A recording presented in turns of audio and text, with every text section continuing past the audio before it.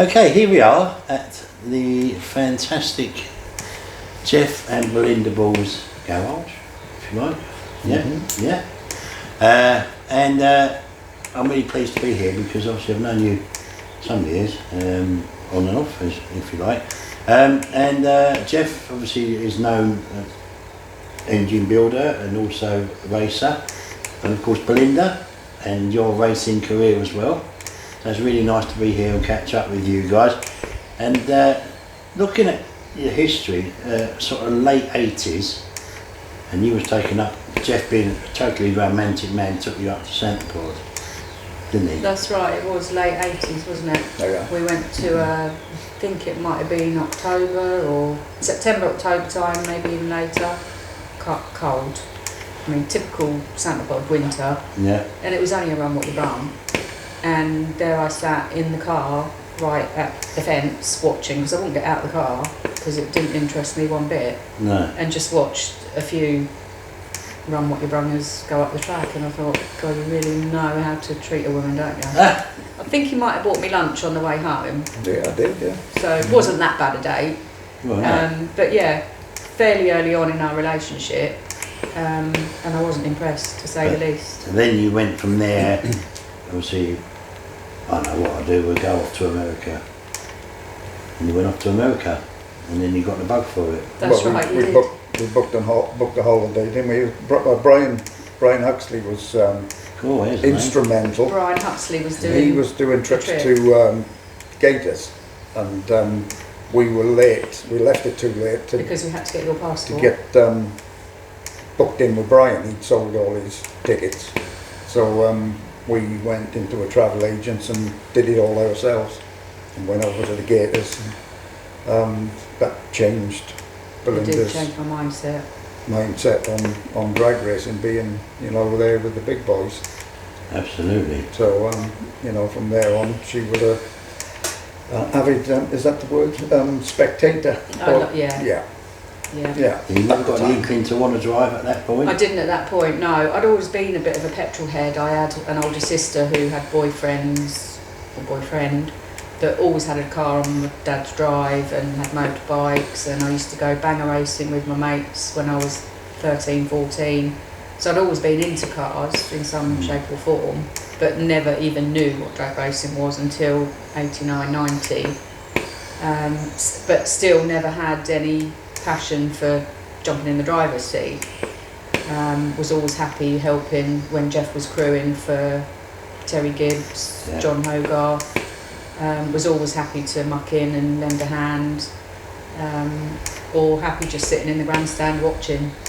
Because Terry and they used to start, bless him, but they used to start all different, sponsor different meets and everything else. That's right, I used to Obsession. go to Shaky as well. Yeah. And we did an interview on Monday with Bob Glassett. Oh, okay. Yeah, as well, and he was Yeah. involved with Terry in That's the right, early yeah, days with very the good old friend. Surrey Street muscle cars with Terry.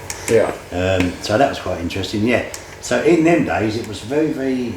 That's when I think it all started to become more.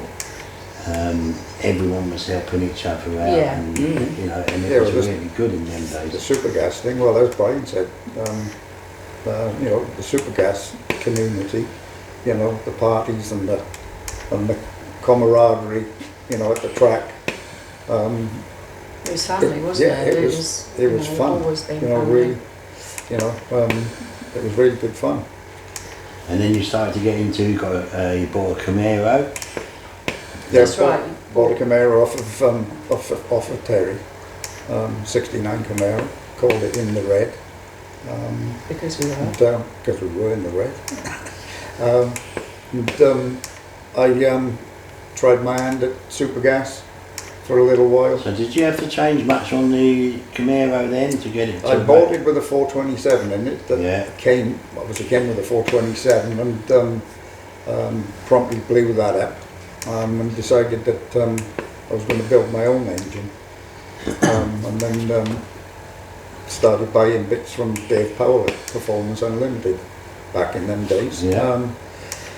And put the 510 cubic inch or 509 cubic And that inch was yours, engine you built together. that yourself, That did was you? mine, yeah. Yeah.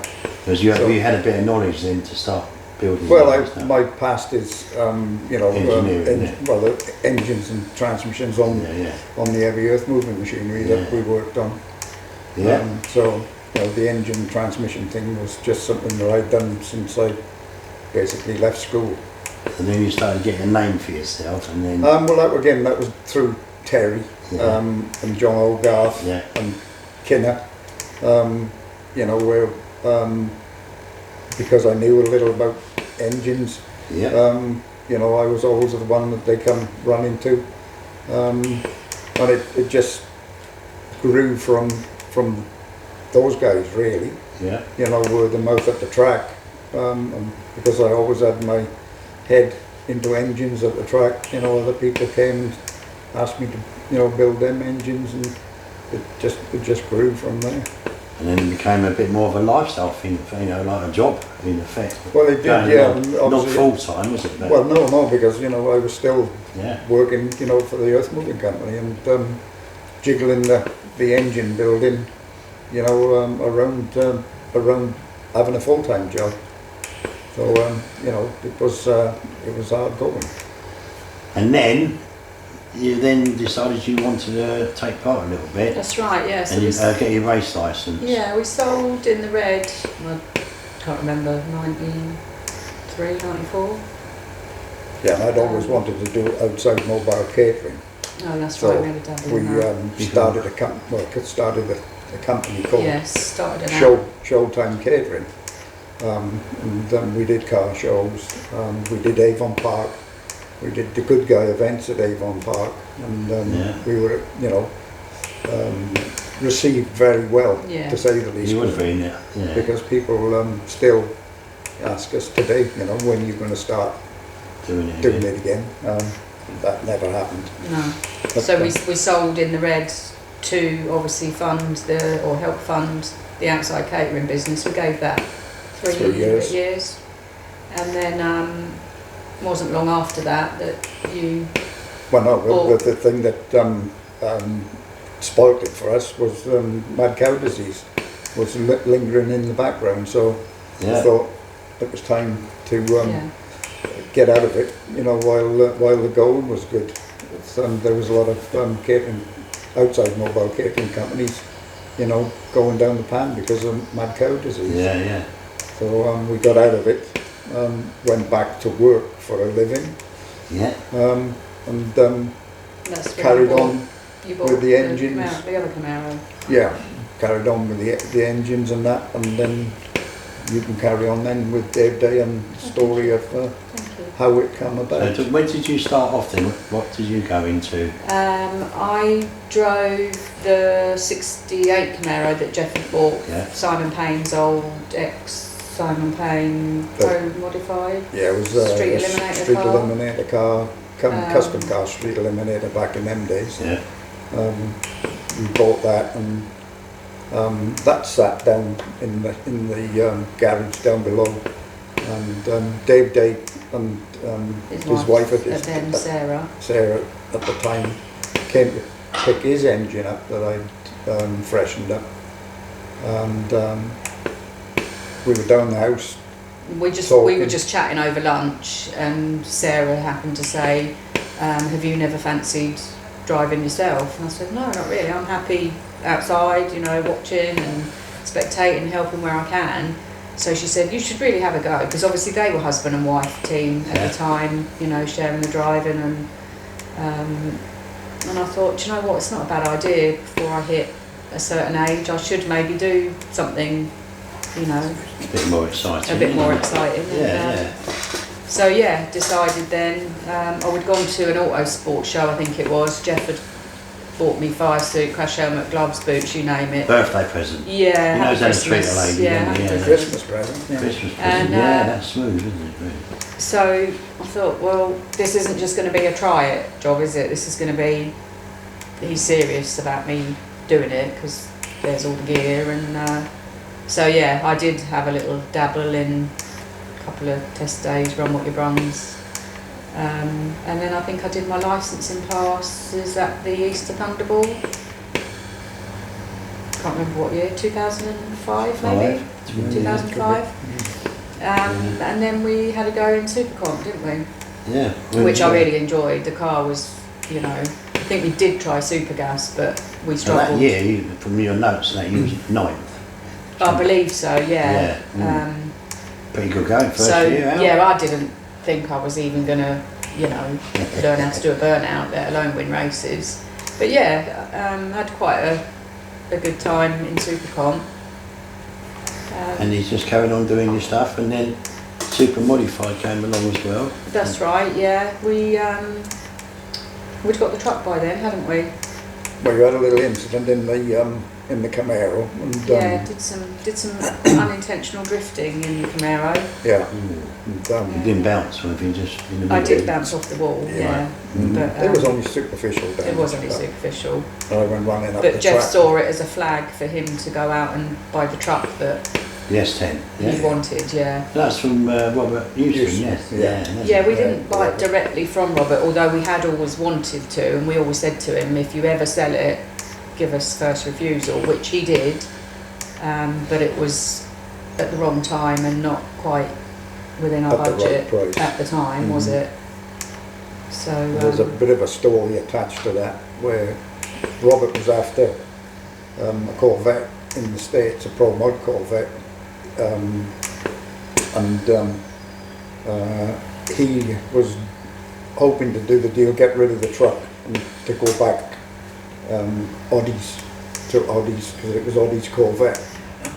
And unknown to him, Phil the Greek was lurking in the background, and Phil bought it from Audi, which upset Robert Yeah. at the time, and so Robert said, well, I'll stick with the truck. And the Corvette came to the country. Tim Adams was involved with it. They had, I think it was a paint job done on it, and Tim took the car to Greece for Phil. Right. And then Phil tried to run the car on an airfield in Greece and found that, you know, it was way too much car for an airstrip, and promptly put it up for sale. So him and Robert got together, and Phil did a deal with Robert for the Pro Mod car, Yeah. and Phil had the truck. Well, then 4 or 5 weeks went by, and suddenly the truck come up on Euro Dragster for sale. Yeah.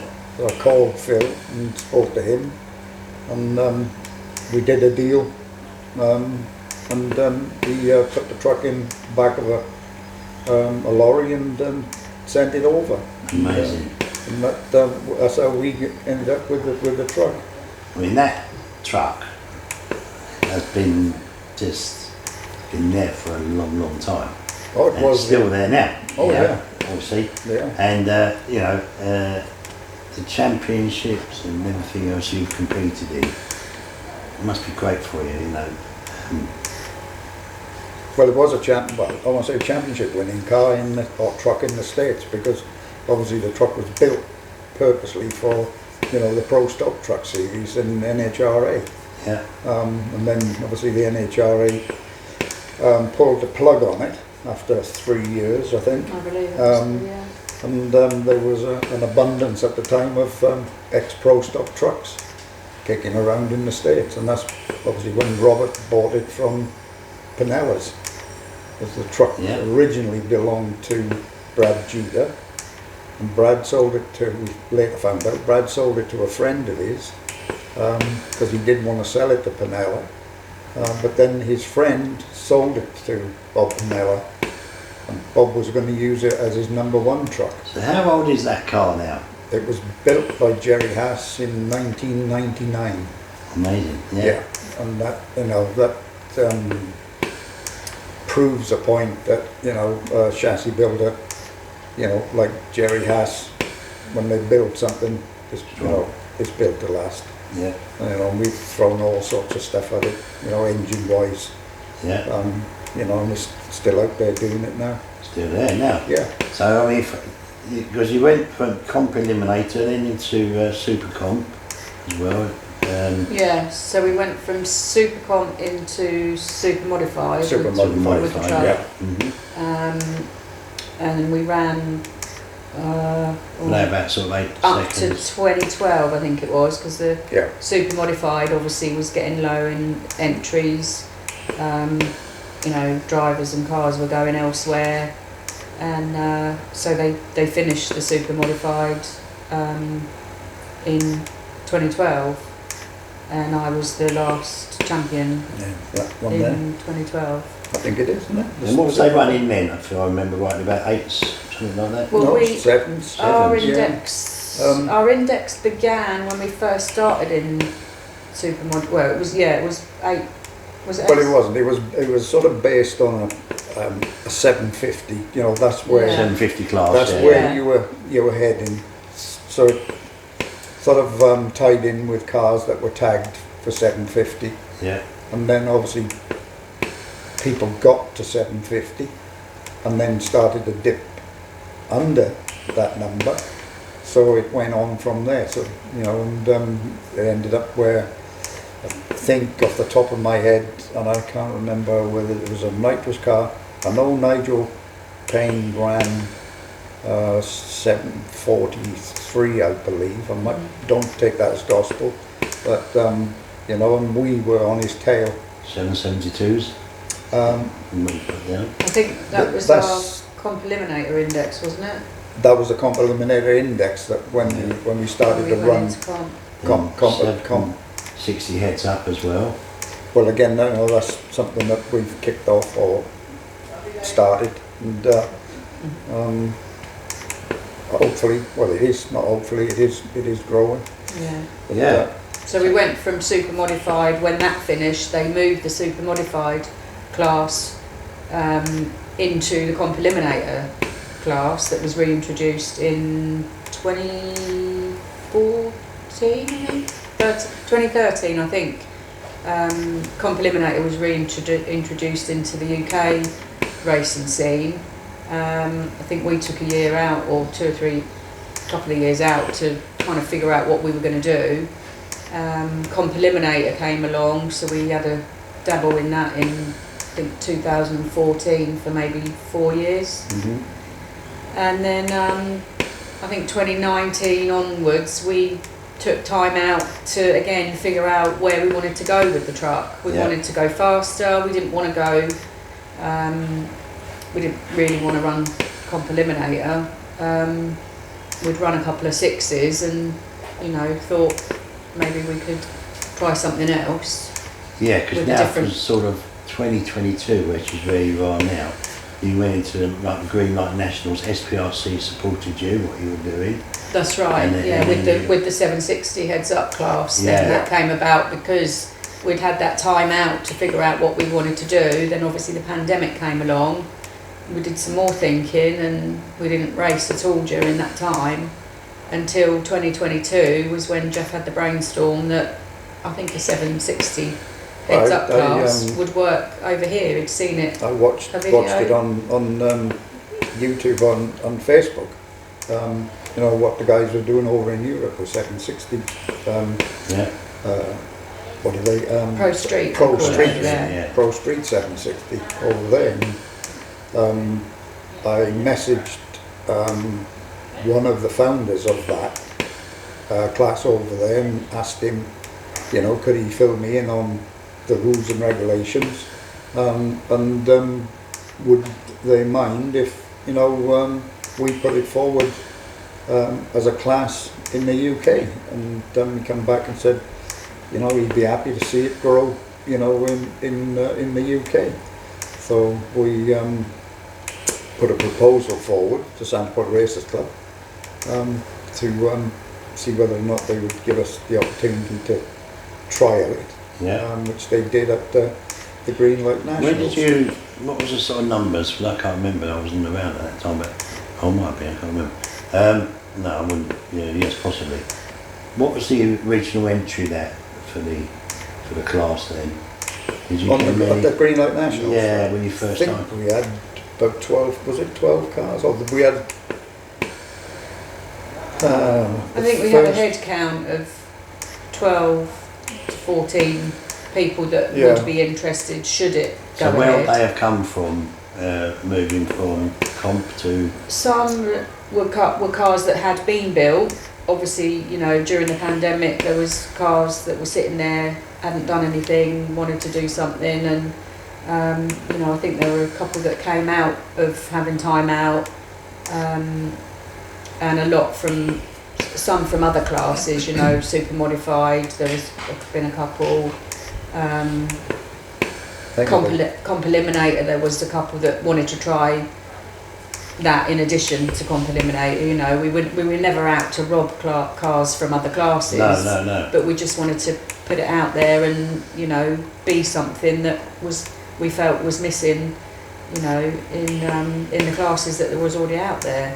And that came together. Yeah, and it was well received, and it has been well received. So yeah, we showcased at Greenlight in 2022, and then Santa Pod or SPRC gave us 3 events then in 2023 and 2024.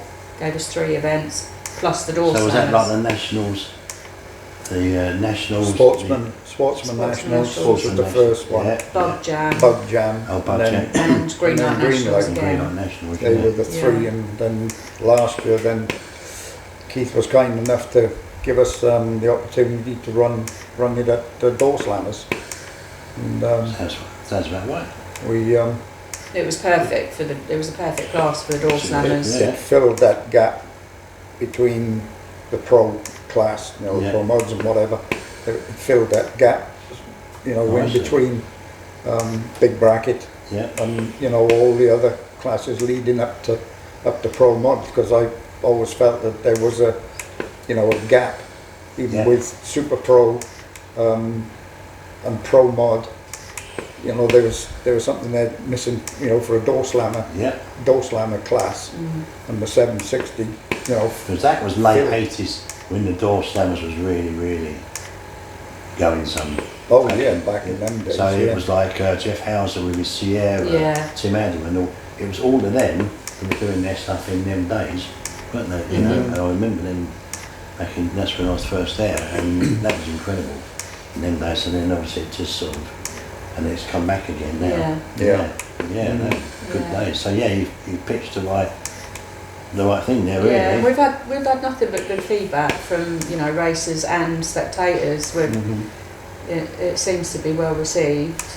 And then this year, SPRC and Santa Pod have given us the go ahead for 760 heads up to be included in the SPRC Club Championship. Cool. So that would be nice, as well as running our own little mini championship. Will be included in the SPRC Club Championship. So are you going as to the well. first meet at the Festival of Power? Are you at that one? We'll be there, but not racing. Not racing, Yeah, okay. 760 is not included in that, so we'll be there. Pop up, yeah. Yeah. So with you creating the 760s, and did that give you a huge opportunity for new motors and for the people? Did it sort of give you a bit more work? Not really, no. Because I got to a stage with the engine building, like I said to you earlier, before we started filming. You know, I got to a point where I felt as though I didn't have enough time for ourselves. You know, with everything that was going on, I'd have, you know, come October time, 10, 12 engines booked in, you know, to go through in the winter. You know, and Yeah. we'd be head down, bum up, you know, for months on end, you know, working here. And I thought it's time we give ourselves a little time for one another and what we want to do. So, you know, to say 760, it could have been, you know, lucrative, you know, opportunity to get, you know, involved with people with the engine builds for 760, but we didn't do it, or I didn't do it for that purpose. No. We did it because You want to see the sport we grow, always didn't you? we always felt, you know, there was a a gap there that needed filling or something, and like Pro Street 760 that they were doing in Europe was, you know, the thing that I It felt fit the bill, was didn't it? fitted the bill. So I guess just sort of sticking with that, your building of the engines and everything else really was a hobby to start with, Yeah. but then people started to realise that you actually got something really, really good here, and that helps you grow. With Oh, there's Jeff people Paul out, oh yeah. There's Yeah. people out there, you know, that sing my praises, and then there's obviously people there that have got other ideas. Oh, that- whatever. Yeah, you know, Yeah. that's life. That's not But that's At the end of the day. business and that's But life, isn't yes, it? You know. but- In any industry. Yeah, Yeah, but yeah. In any industry. yeah, you know, I've built engines for people that have won national championships. John Morton. There's a whole Oh, yes, bunch yeah. of Leah and Joe. Leah and Joe Kellett. You know, they've gone out with the dragster and they've run the same dragster, run the same engine at the same event, and they've won Super Pro. And Joe as well. And Yeah. Joe's won Super Pro, and Leah's won comp. You know, 890 with the same car. They've done You well. know, Same car, same engine. same engine. Yeah. And I will be interviewing her at the first meet, and that is one strong lady, Oh yeah. yes, very much Yeah. so. Yeah. Mm, yeah, definitely. she's So come that's out. one of your motors in there then. Well, in Dolly's car, yeah, they had. I'd done. Went through the existing engine that they had when I first got involved with them, and sorted that out for them. And then Pete bought the second car with a completely different style engine, and they'd only done a couple of passes in it and blew the bottom out of it. So I had that back here, and then completely rebuilt that to a better, higher spec than it Yeah. was. Mhm. And that's the engine now that they're running in Dolly's car, Yeah. because Pete sold the other car to Steve Ashton Yeah. with Dolly's old engine. So Yeah. there was a swap of engines. Yeah. So Steve's kids now are running the dragster with Dolly's old engine, and Dolly's running And the then the big man is in Top Fuel Fun Car. Yeah. Steve, Yeah. yeah. So, And, yeah. But Leah, she last meeting the spring speed at the first season opener a couple of weeks ago.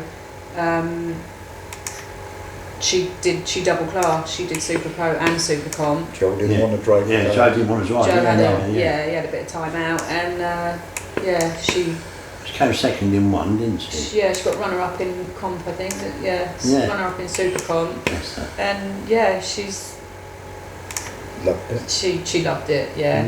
Cool. And I always knew she would, and I always knew she could do it. She just, I think she's getting more and more faith in herself, Yeah. to be honest. Yeah, You know, despite what she's gone through recently, Absolutely. she's That's made us stronger. Because I remember going way back when Joe was drumming man in junior. Junior. in Yeah. junior, and then she used to come out the front That's right, and yeah. bring him out and everything else back in the day, and that, you know, and then now it's obviously,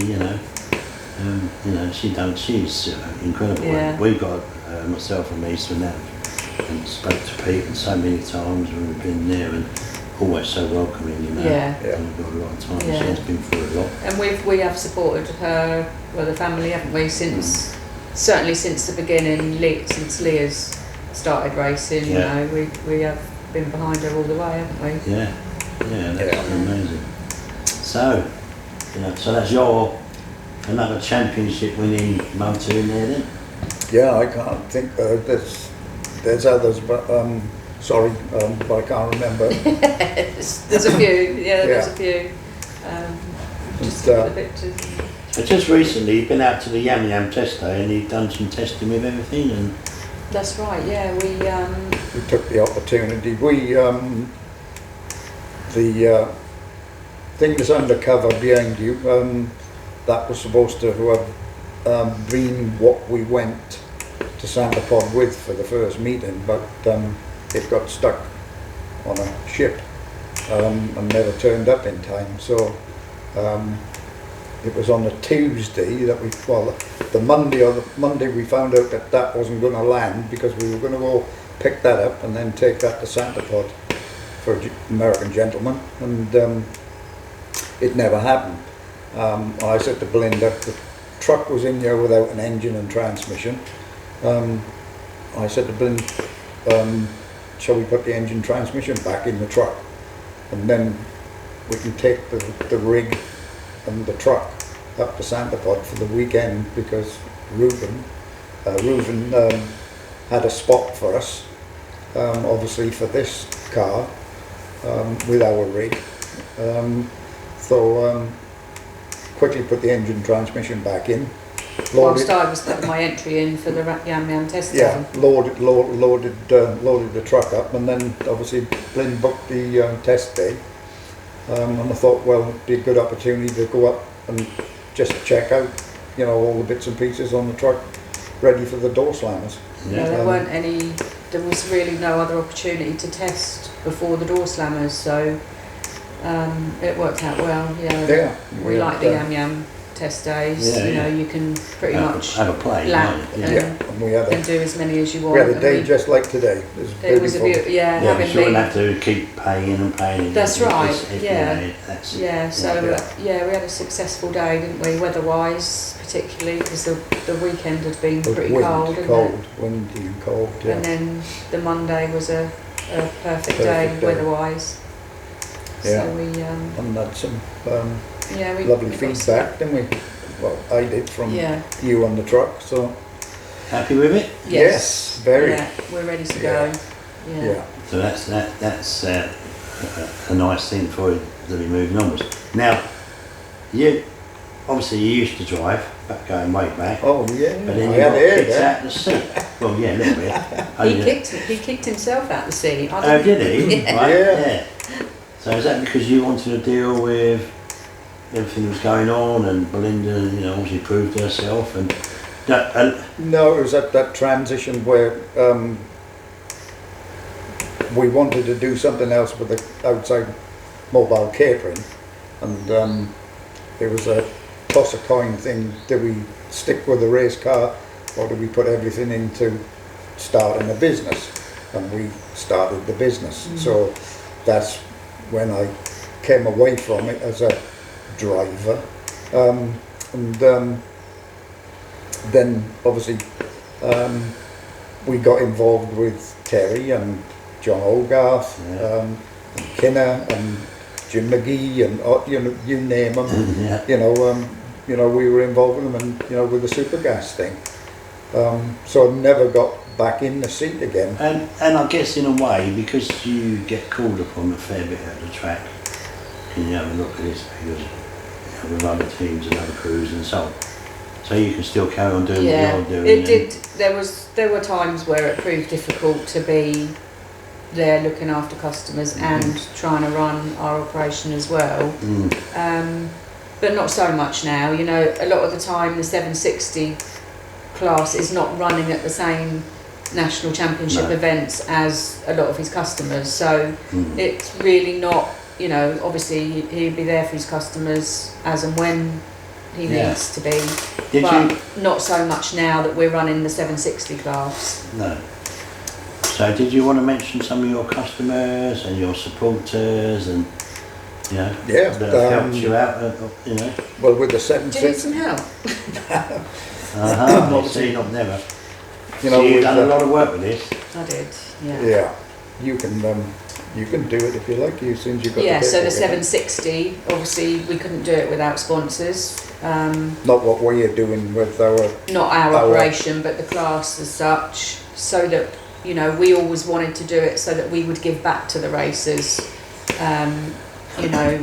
Obviously the racers that we've got running in the class now have been with us since the beginning, since the ones that put their name down, we want to come and do it, we want to support you, and they have, most of them have stuck with us.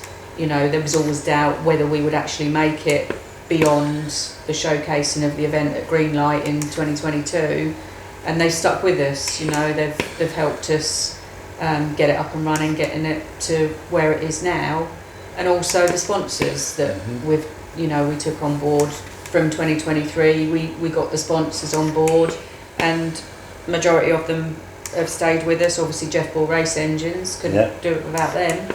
Well, no, what a fine team that is. Yeah. BLP Racing Products out of Orlando, Florida. Joe, he's been really supportive, and he's back this year to sponsor us again. Neil and Debbie, West Country Fencing Supplies. He's a racer, not drag racing, but he's a racer and customer.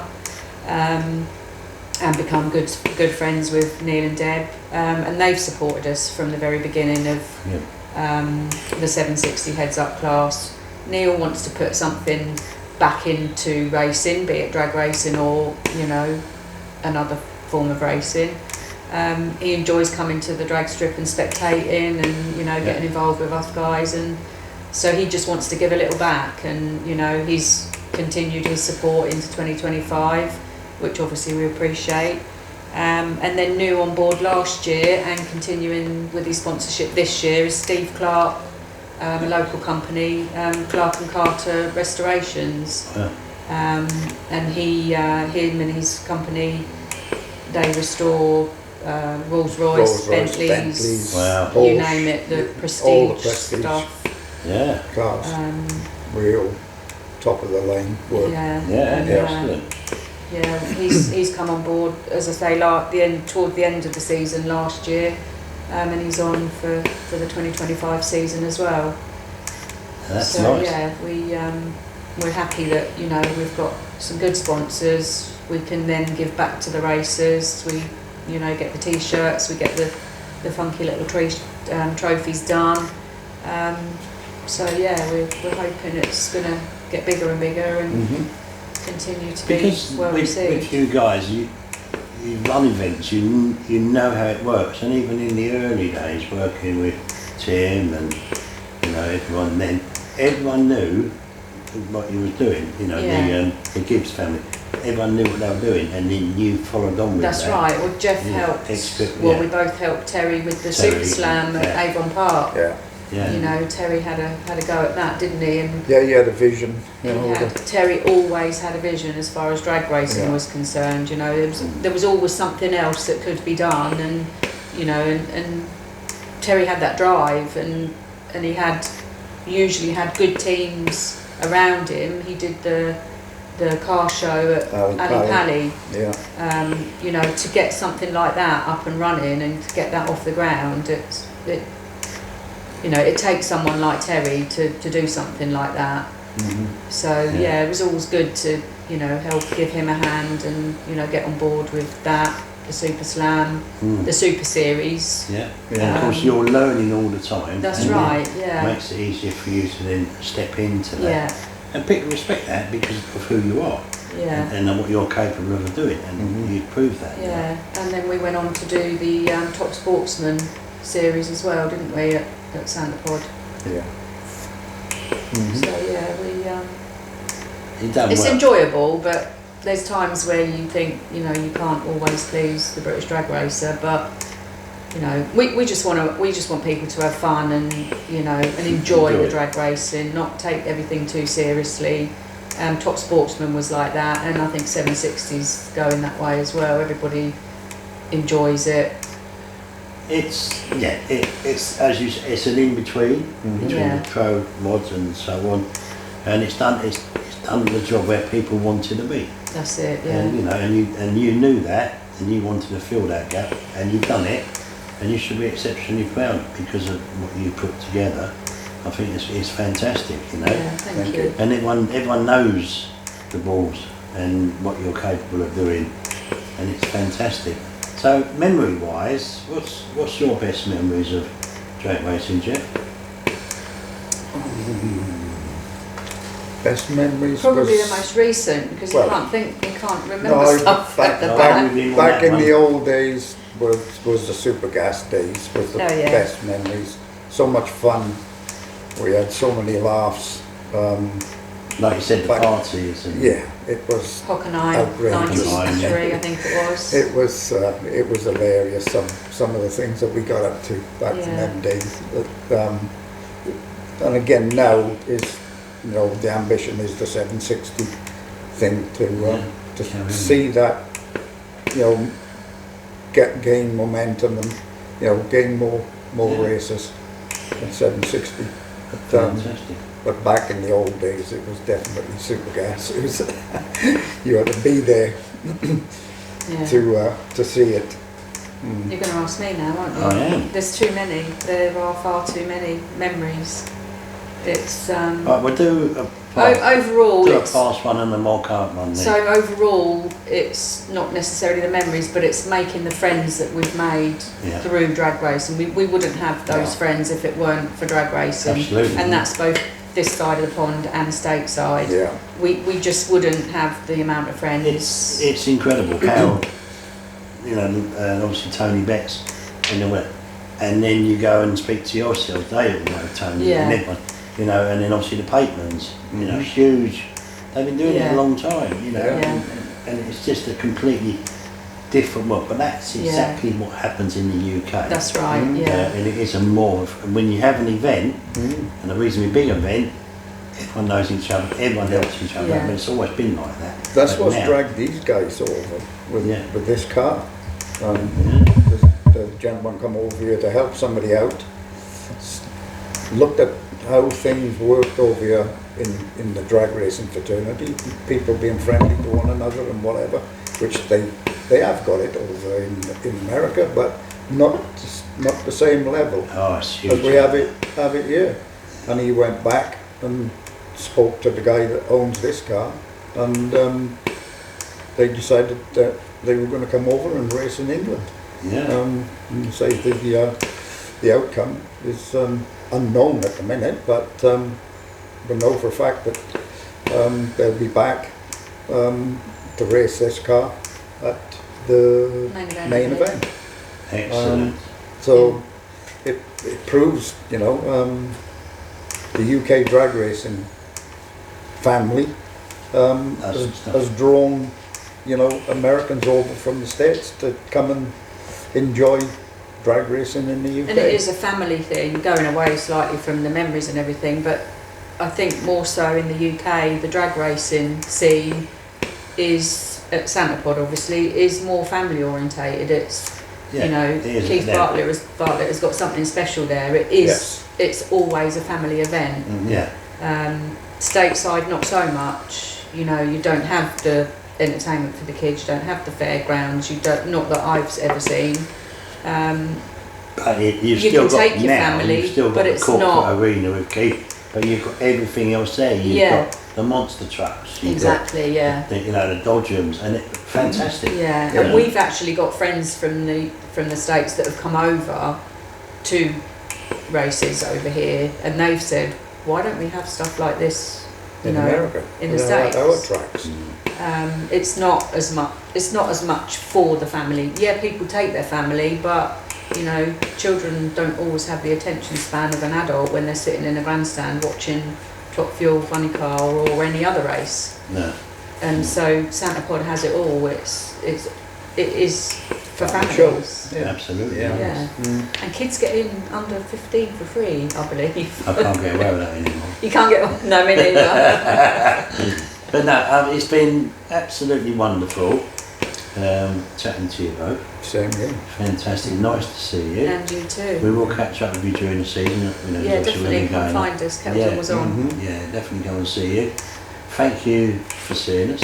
Absolutely amazing. Thank you. And hopefully, you know, it gets a little bit more out there and people understanding what you're about, apart from the people that already know you. It's, you know, it gives a different aspect to another form of the drag racing fraternity. If you Yeah. like. Mhm. So Yeah. thank you very much, Jeff Paul. Thank you. And of course, Belinda Ball. Thank you Nige. very Good much. to Thank see you. Thank you. Bless you. Thank you. Thanks. Thank you. Perfect.